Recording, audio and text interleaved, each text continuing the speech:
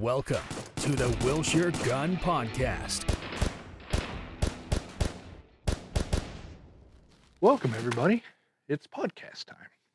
So we got February, the month of love, Valentine's, all that good stuff. I got my list of sales. We got training stuff to go over.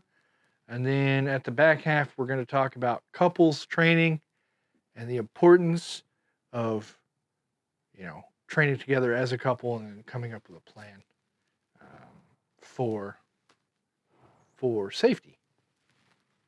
Let's kick it off. Pistols of the month, the HK VP9. We have some special pricing on select models of the VP9 and the SKs.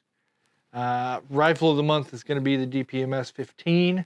So awesome pistol, awesome rifle up for grabs. Come check those out for sure. Let's see what else we got. The SIG spotlights are going on the Rose. Obviously Valentine's Day, they make great gifts for Valentine's Day. We do have some special pricing on the Rose products. Make sure you come check those out. M400 Saviors are getting highlighted this month, so that's important. Come look at those. Those are pretty neat rifles, actually. We got Foxtrots on sale, which are flashlights. We're doing a special for private training lessons.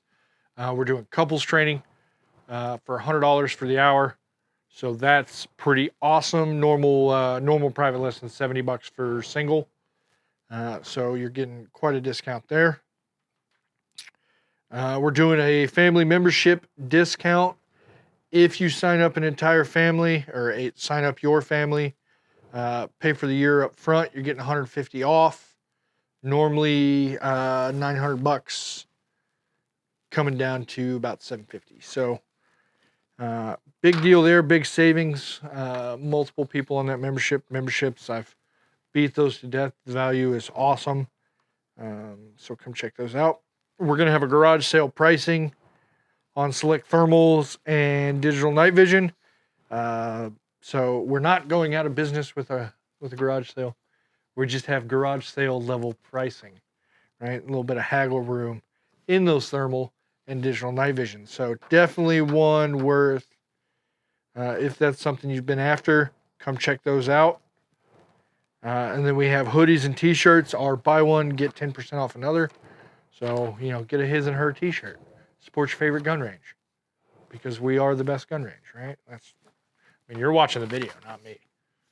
What's that say? Anyway, so that kind of that wraps up a lot of the sales stuff, which, boring, getting through it. Training. I kind of already touched on the special. It's the couples training package. Basically, you and your significant other can come in and do some firearms training with one of our instructors. It's obviously the normal, like I said, normal rate's $70 for a private lesson for one person. The couple rate will be $100 for both of you. So you can come in, both get reps on a firearm, or learn a new skill, or do whatever you're doing. Pretty awesome deal. All the normal training stuff is up, which actually it didn't get mentioned last month, I don't think, but one of the crowd favorites, the Pistol Clinic, is back. We're gonna be running that for a while.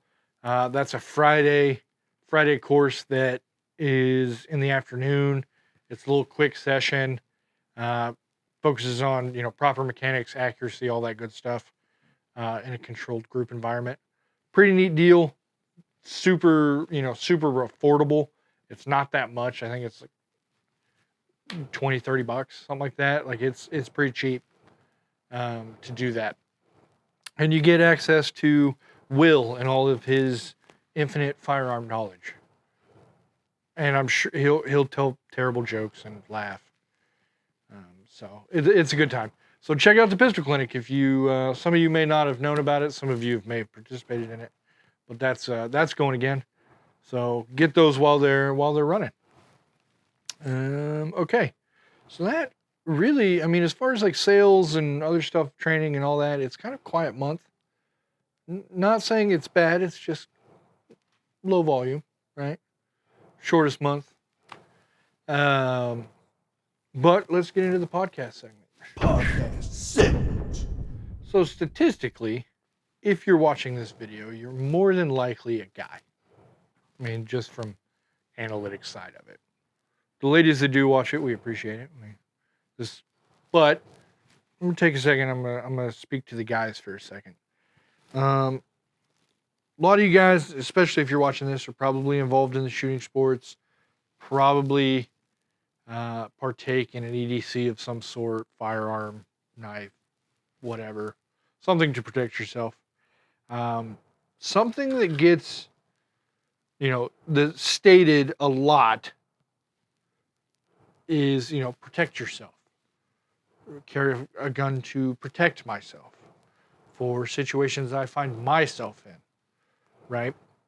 What doesn't ever really get talked about is, or at least, I mean, it does get talked about, but not advertised or publicly expressed, is I carry a firearm to protect myself and my loved ones, right? A lot of times you're out in the world, you'll have your wife, your girlfriend, your boyfriend, your kids, whoever with you. It's important to incorporate them into your training plan. And that's not saying you need to go make your wife or husband or whoever do push-ups in the front yard, because that's not what I mean. What I'm saying is they should be involved in your immediate reaction response, because ultimately we're doing this to protect ourselves and our loved ones. That's our American right, all this other stuff, and most people don't incorporate that into their training plan. Manipulating yourself and a firearm is hard enough.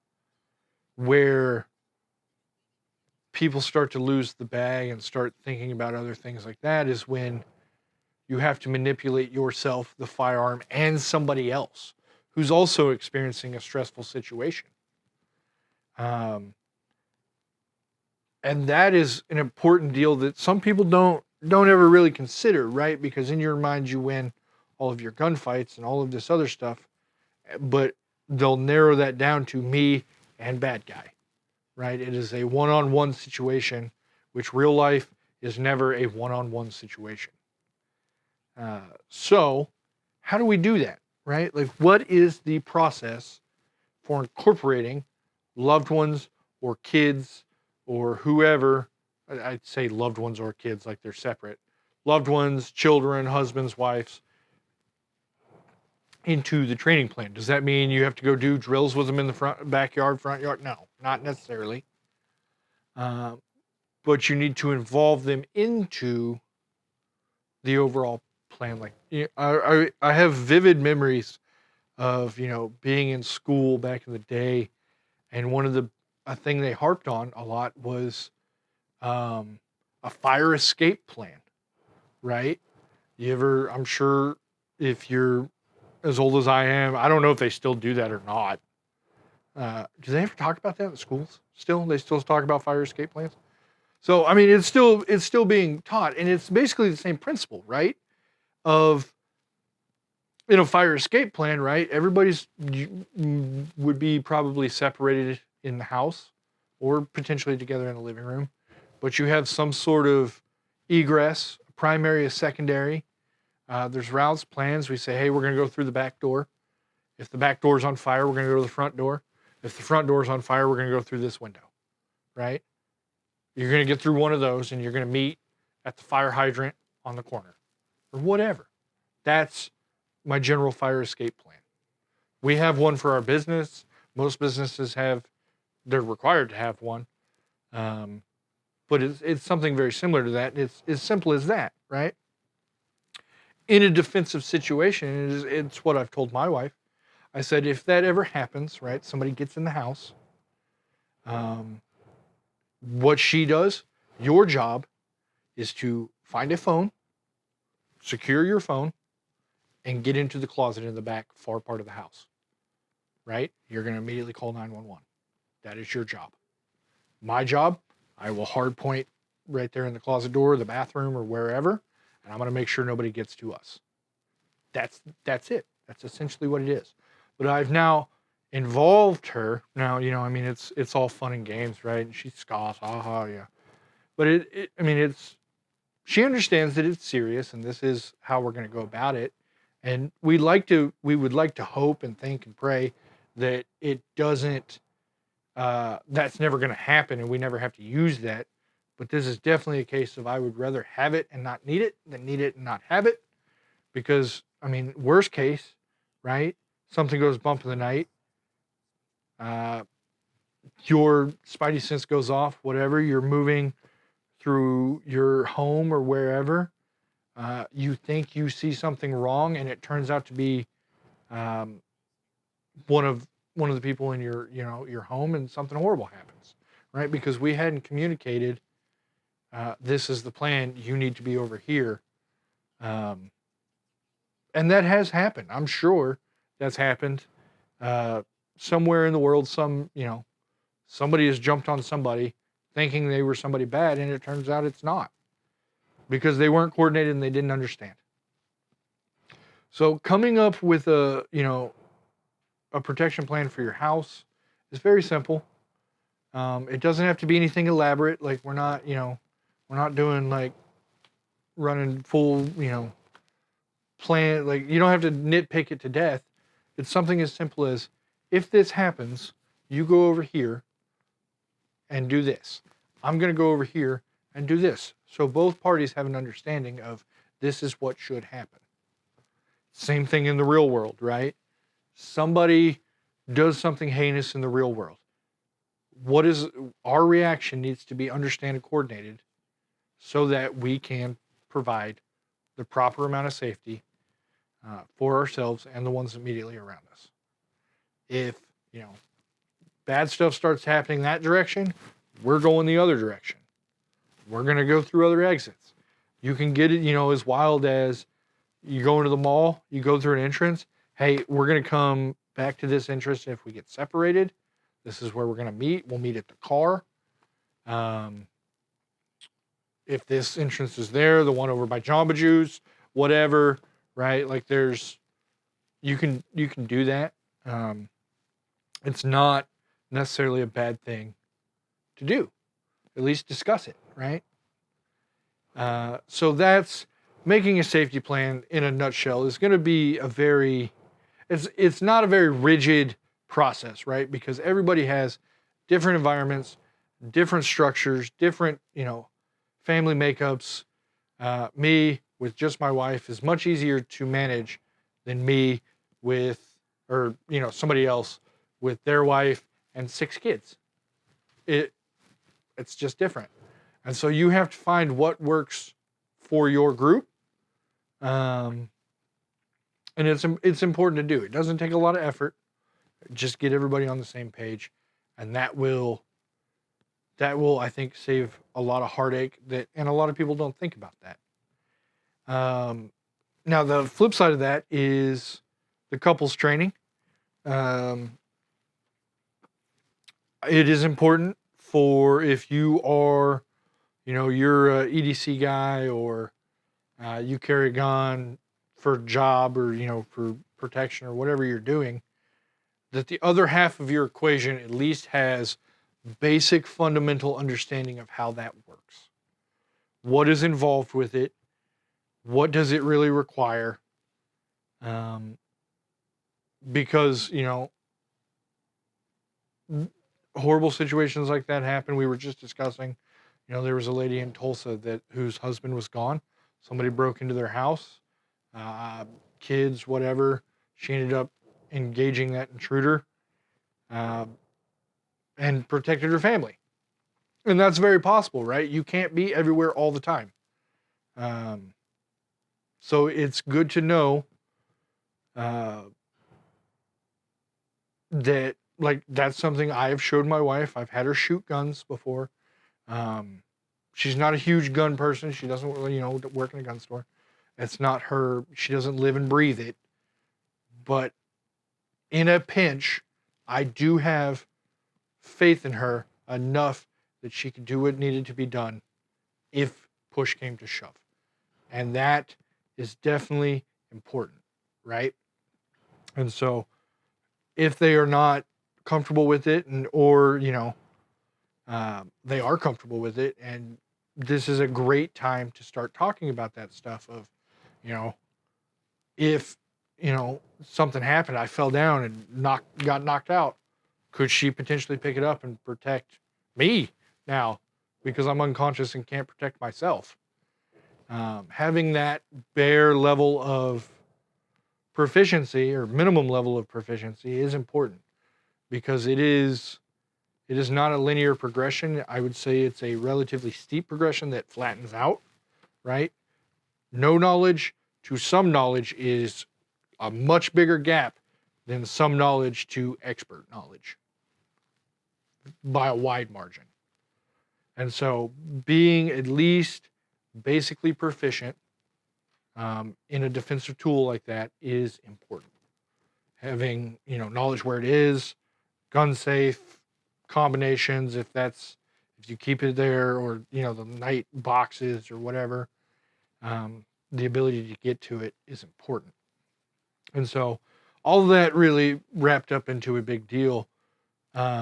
Establish a plan, and you don't have to print it out and staple it to the fridge like they tell you, like a fire plan or anything like that. But at least having a basic understanding of what we're going to do and how we're going to react, and having the skills to execute that plan go a long way. And it is awesome for peace of mind. Like I said, if that situation ever happens, which it does, it's not it's not, the world isn't falling apart. We don't live in, the lawless West or anything like that. But as far as your peace of mind for that, understanding that they are capable will take a lot off your plate, of a plate that is already very, very full. So I think it's important. So now, we've kind of talked about plans and other things like that, and becoming proficient, couples training and other things like that. And obviously some training is good, more training is better, continuous training is best. And so that was one of the reasons behind this idea. We try to loop all this back together, of the executive family membership discount. This is a perfect opportunity to explore that, where, that the executive family is up to 4 people at its base level. It can go higher than that, but at its base level. So your significant other, if you have kids, we can get all of them on there. You're getting discounts on firearms, you're getting discounts on range fees, ammunition, all that good stuff, and we can continue that continuous training, right? So we come get our couples training, we start coming up with our plan, with all that good stuff, and then we start working on proficiency. And we do that through the membership. You're going to save money doing it through the membership. We build that level of proficiency where we feel comfortable with one another. And it's really, like I said, it's a win-win for everybody. But that's kind of that, that leap onto that. And I wanted to tag that onto the end there I don't like to do the sales pitch in this portion, but it is useful to the conversation that I'm trying to convey. So, but that's going to wrap up the podcast. So as always, guys, I hope to see you. Come in and shoot. Come in and get trained with your significant other. It's February. It's the month of love. I can't wait to see you.